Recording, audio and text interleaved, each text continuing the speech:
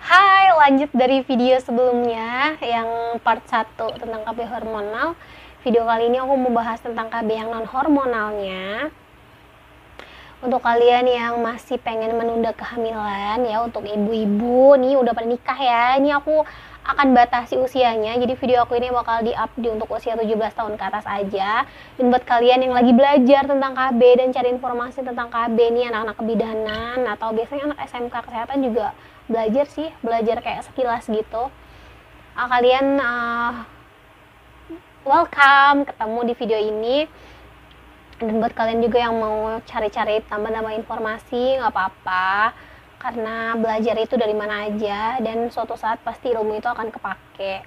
So, aku mau lanjut di part 2 ini tentang yang jenis-jenis KB non hormonal, apa aja kelebihan sama kekurangannya. So, stay tune, dan aku ingetin lagi jangan lupa untuk di subscribe supaya aku tuh makin semangat untuk buat videonya, dan supaya video ini makin dan supaya video-video aku ini bermanfaat dan aku tuh makin semangat buat videonya, dan YouTube channel aku ini bisa berkembang dan bisa kasih manfaat buat kalian.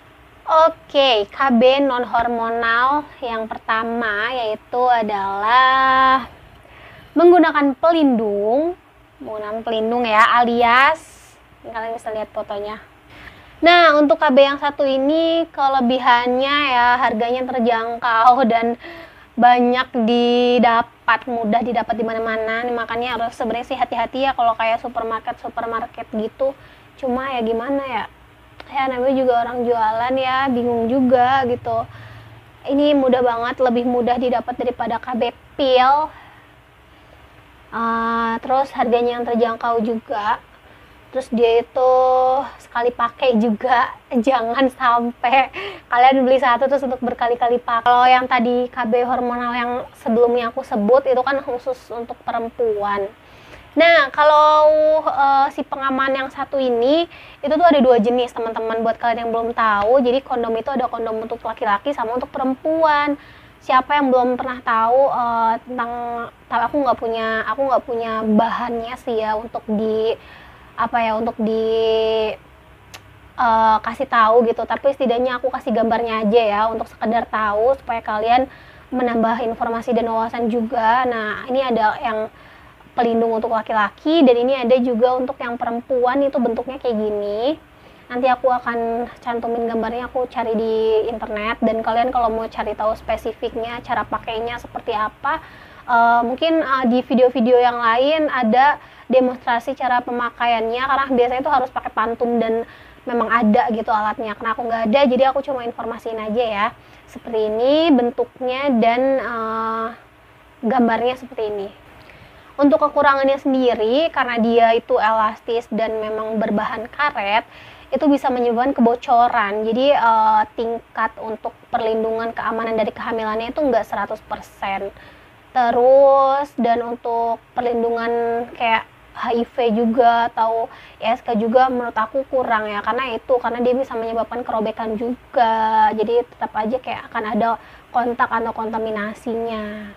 Nah, untuk KB yang kedua ini ada KB kalender kita sebutnya, yaitu menghitung masa subur dari si ibu atau dari pihak perempuannya. Jadi kalau si perempuan ini, nah buat kalian para perempuan menurut aku sih wajib dan harus paham ya tentang kalian itu siklus haidnya berapa hari, terus lamanya berapa hari, supaya tuh gampang untuk menentukan si masa subur. Nah, setelah menentukan masa subur ini, kalau misalnya ketemu di masa yang enggak subur, ya itu berarti aman-aman aja. Tapi ketika bertemu di masa subur, hati-hati. Kalau buat kalian yang belum siap atau belum ada program hamil, ya itu bisa menyebabkan kehamilan. Cuma kalau misalnya KB ini kayaknya mungkin rada susah, dan gimana ya, harus benar-benar paham teknik dan tahu siklus dari head kalian ini gitu. Jadi ini mainnya kayak hormon sama main teknik gitu sih. Next ada yang namanya KB terputus ya, apa ya sebutnya, cuma aku biasanya bilangnya coitus interruptus itu yaitu berhubungannya tuh kayak ejakulasinya itu tidak dilakukan di dalam tapi di luar. Itu namanya coitus interruptus atau bahasa umumnya itu adalah KB terputus ya.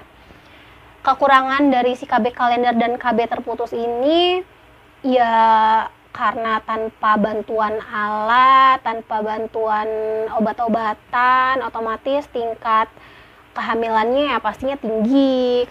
Nah, kalau misalnya untuk ibu-ibu yang anaknya udah banyak, terus ternyata lupa kalau lagi masa subur gitu ya, langsung aja datang ke bidan. Biasanya bidan akan kayak kasih, bukan obat ya, ada KB lagi, cuma memang ini jarang banget tahu dan nggak sembarangan juga, nggak dijual bebas.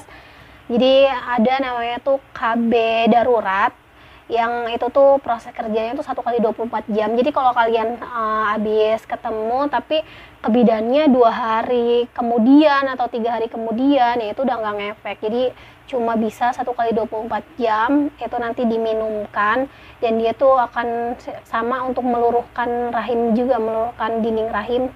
Jadi kayak head sebentar doang gitu loh, meluruhkan dinding rahim supaya dinding rahimnya nggak ada penebalan, jadi nggak ada penempelan janin di situ. Itu namanya kontrasepsi darurat, tapi memang itu mah untuk yang darurat, namanya juga darurat ya, jadi untuk yang darurat-darurat aja. Dan biasanya juga bidan jarang banget kasih sih, tergantung case-nya.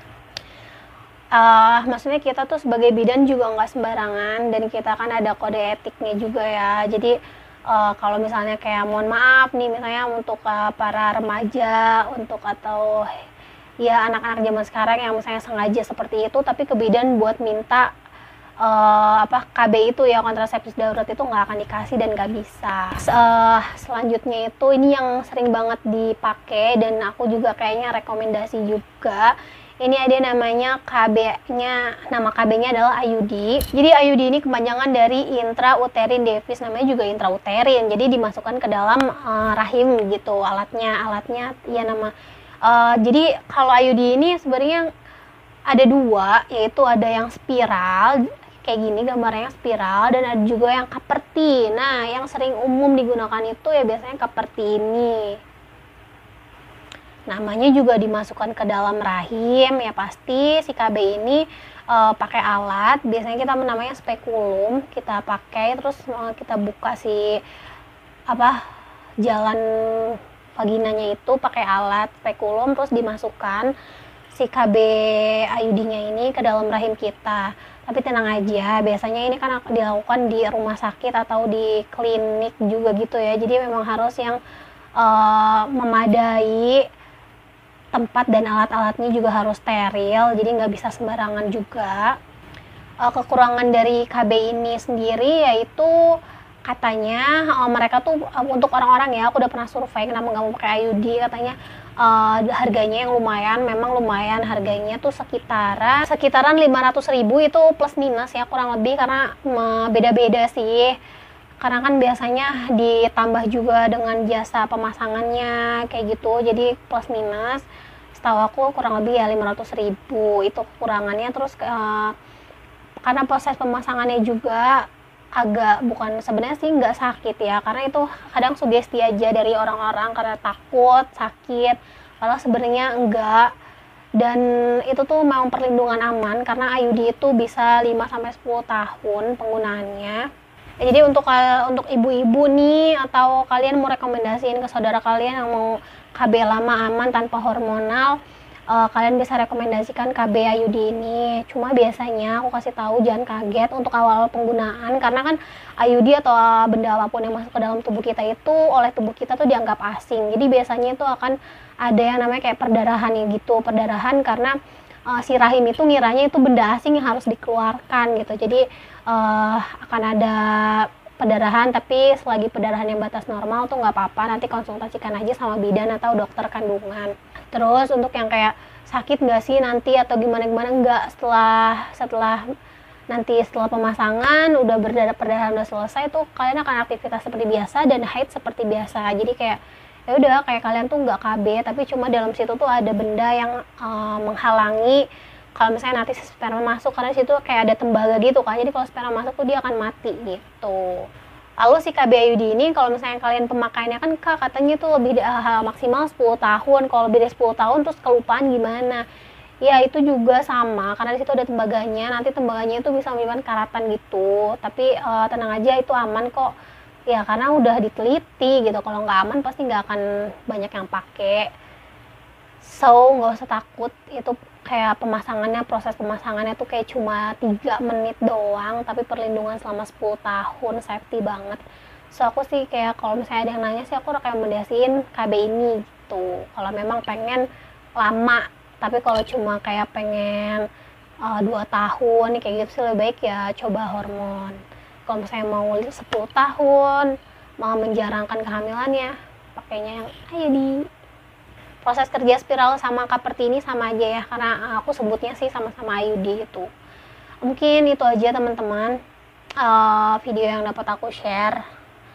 Kurang lebihnya mohon maaf kalau misalnya banyak informasi yang tertinggal atau kurang-kurang. Boleh tambahin aja, atau kalian mau nanya-nanya tambahin aja, nanti insya Allah aku jawab. So thank you udah nonton video aku. Ingetin lagi jangan lupa di like ya, dan jangan lupa di subscribe. Thank you for watching and see you.